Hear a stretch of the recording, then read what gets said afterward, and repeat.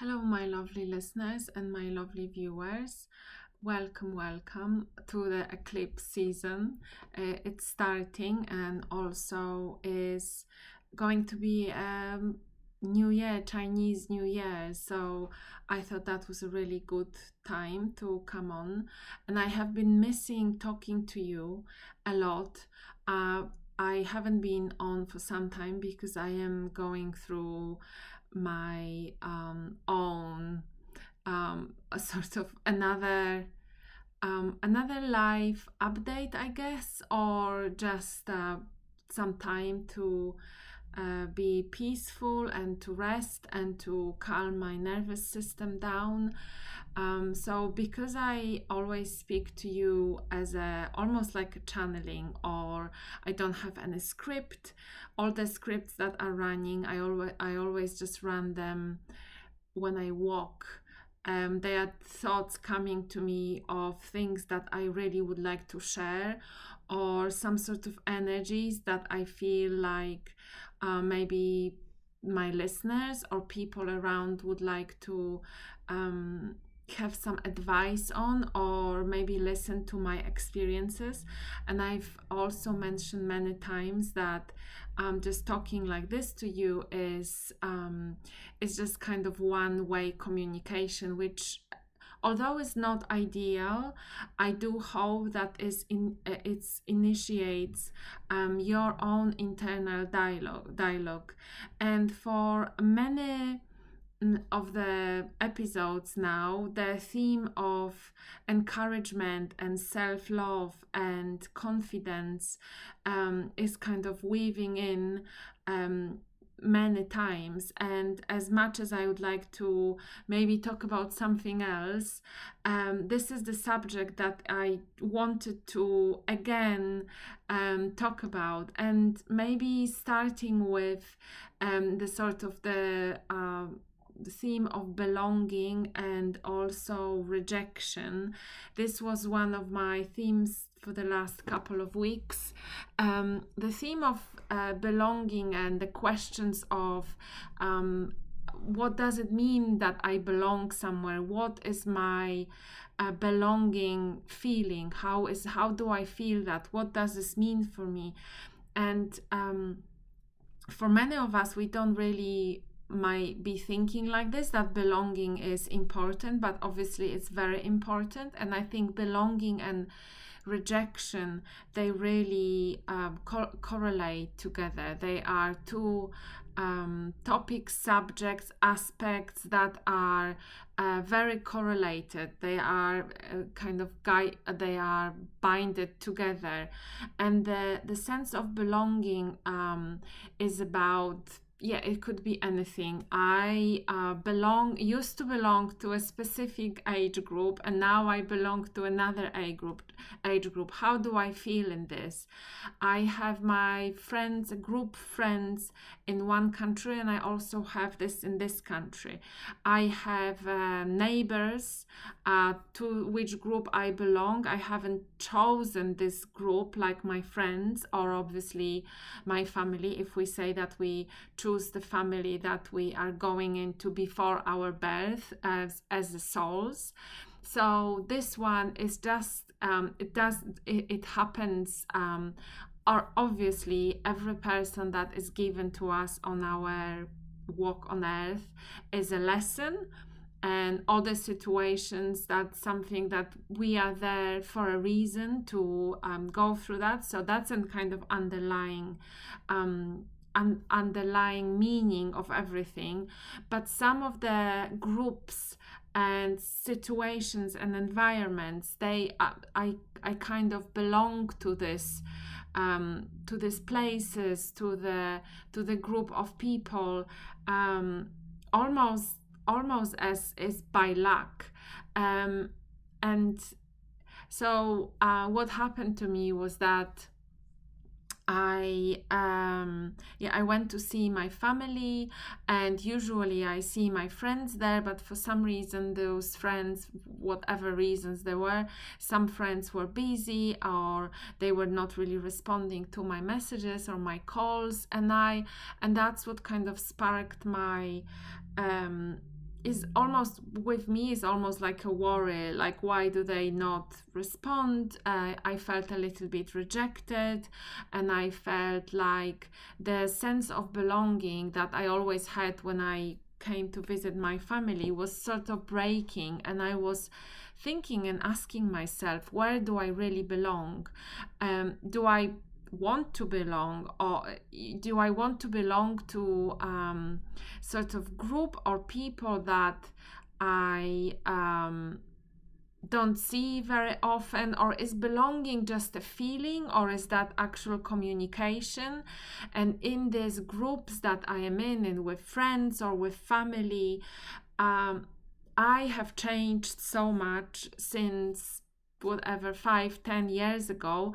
I actually change all the time, and the belonging transforms as well, because the relationships with those people and with those places, yeah, they change. And people that I relate to, my friends, they come from different situations as well. So the belonging and the being there, and also the belonging is like taking your security, the feeling of security from those relationships. So there is another thing of where do I base my feeling of security in?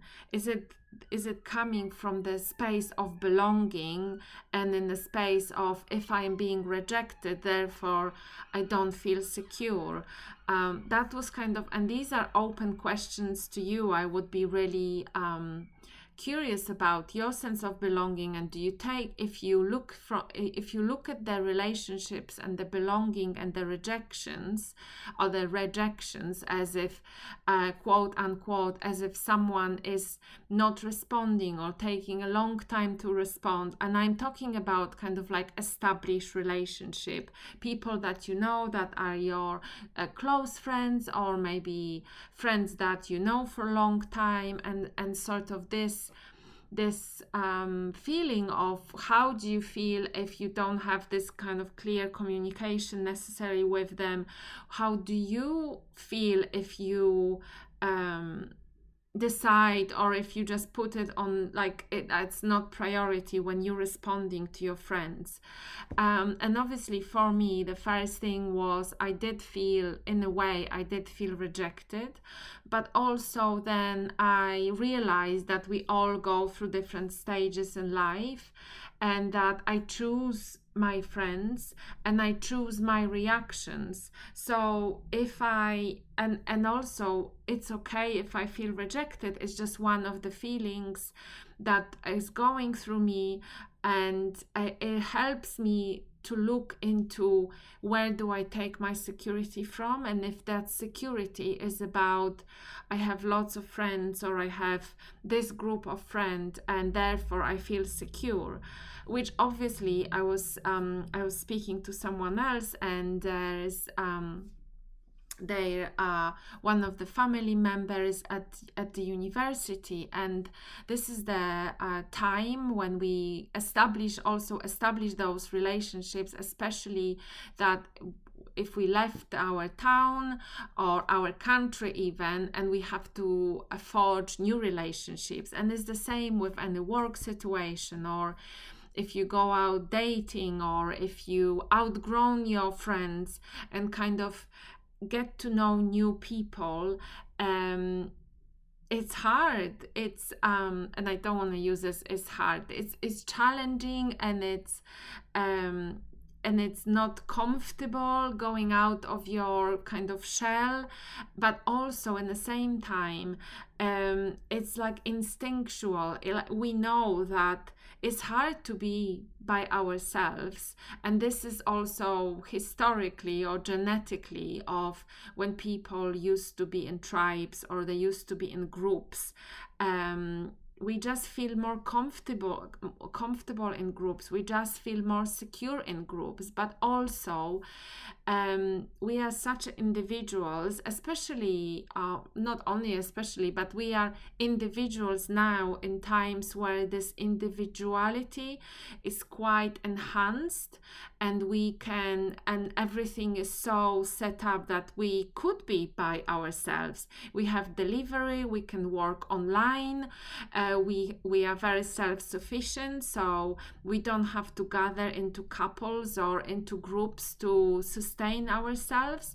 We can get help, we can pay for help, and financially we can kind of gather this around us, without needing of extra help. But also obviously we do need this group, these friends around us. We do need that, and it's genetically, and it's a person is not a lonely island, and if they are, or if they need to be sometimes every now and then, that's fine, but sooner or later they want to meet another island.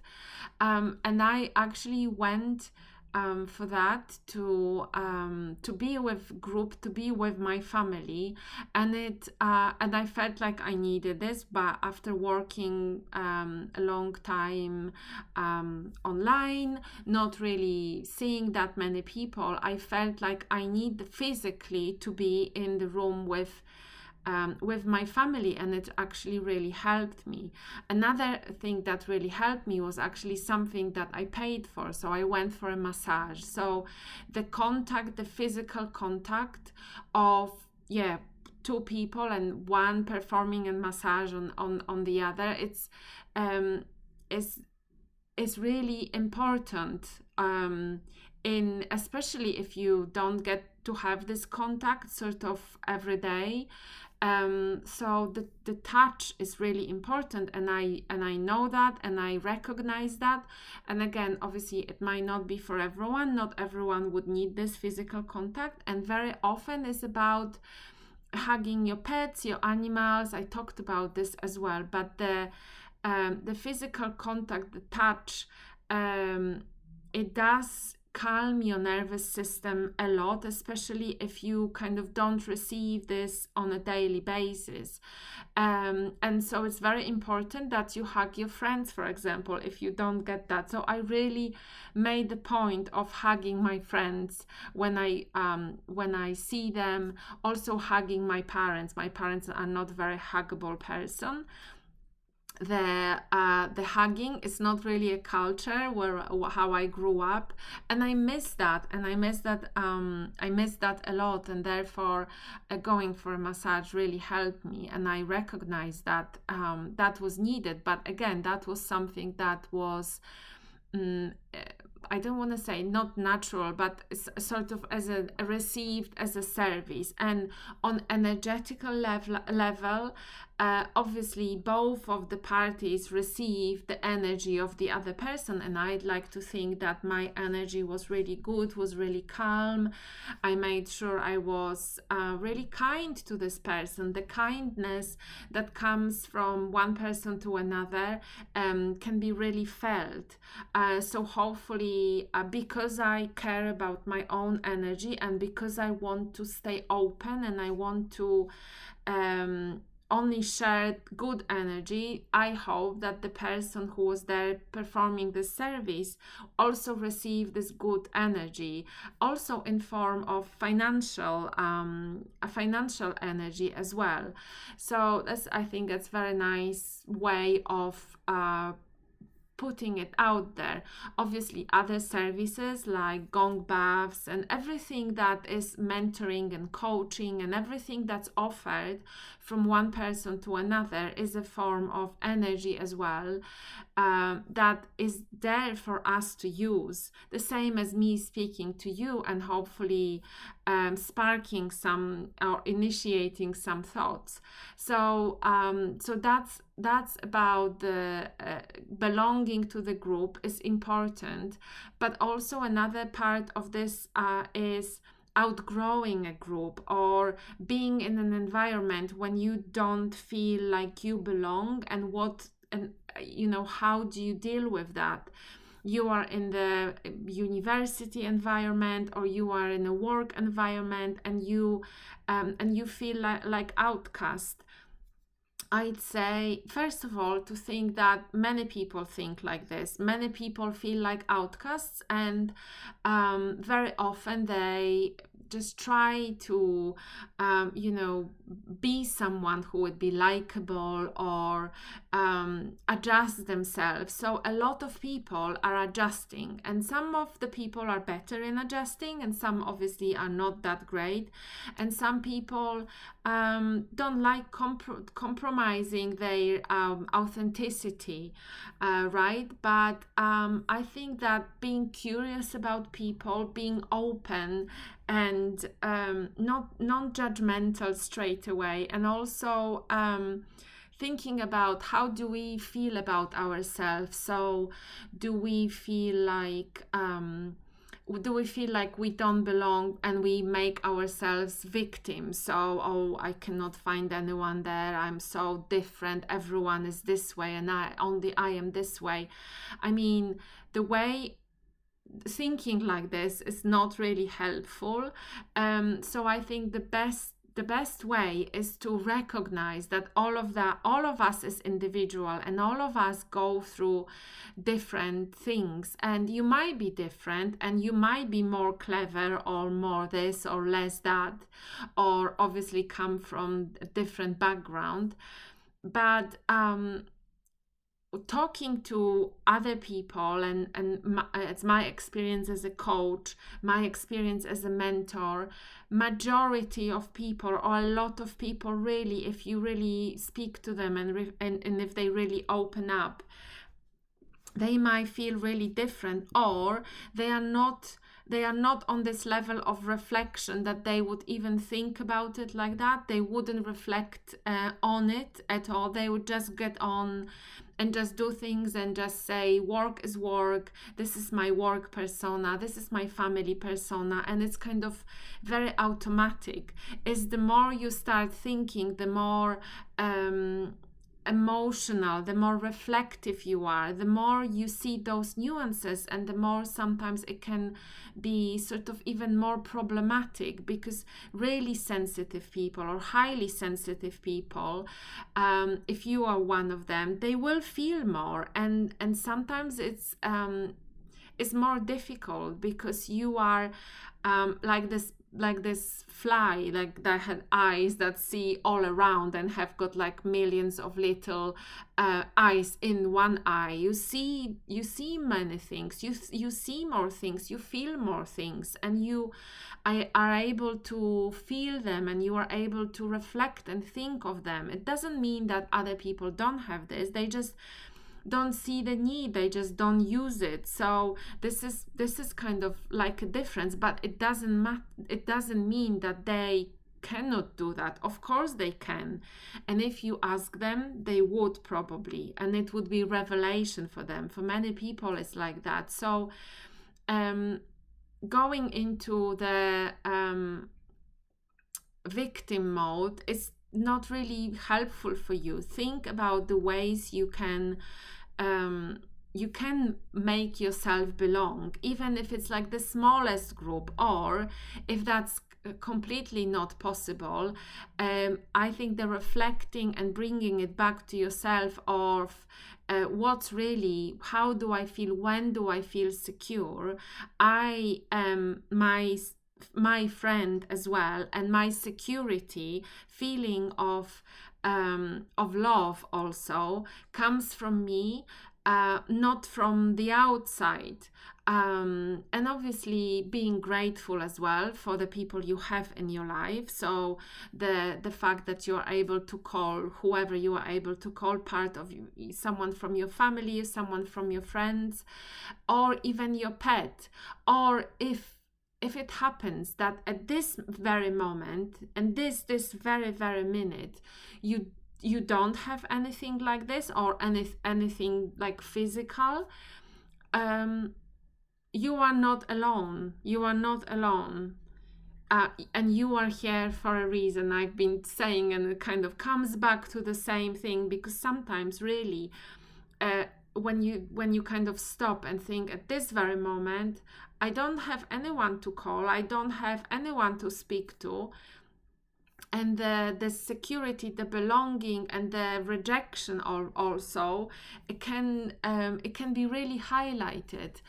But I think, first of all, thinking this is for this moment, but it doesn't mean that it's not going to change.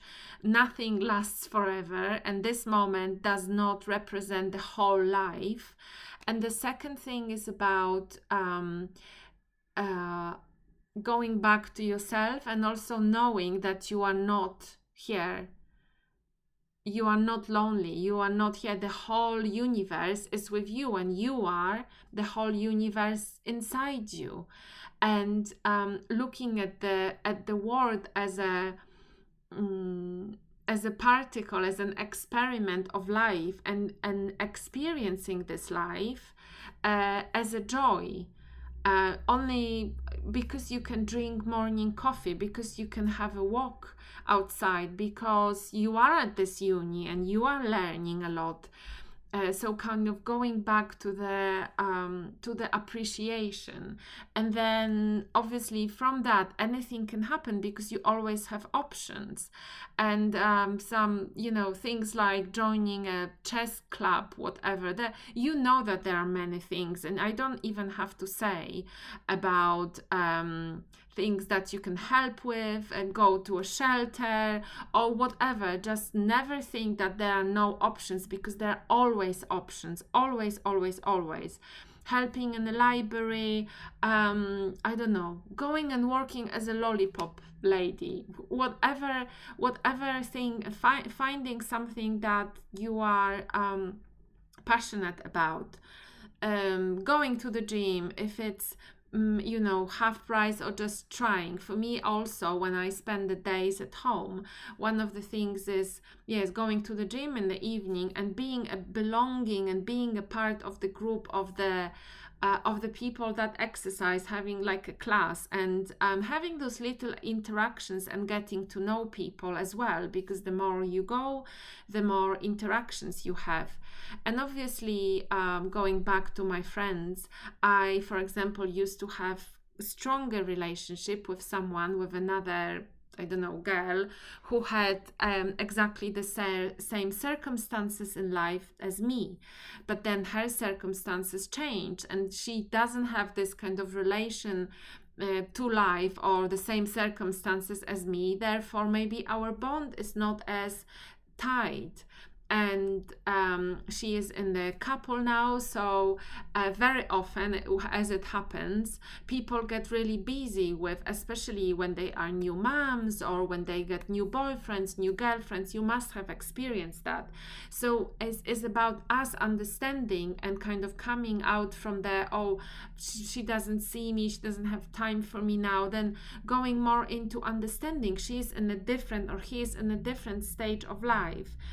Does this mean that I am less important? No, my importance is the same, exactly the same. And it might be that, she will be in the same circumstances, she will be reaching out more when her life becomes this or that, or when the relationship or a child grows up, and then it will come back. My responsibility is myself. My responsibility is how I react, what I do with myself, how I make myself, I don't like this word, but busy with myself, and the fact to not take the importance away just because someone doesn't contact you as much as they used to, or just because at this very current moment you feel like you don't belong to any group, and you don't have a friend. It will change. It always does, and it just takes a little bit of openness, and also getting busy with the stuff that you are really passionate about, and not getting into the victim mode of nobody likes me, I am all alone, because you are not. Thank you so much, and I speak to you soon. Bye bye.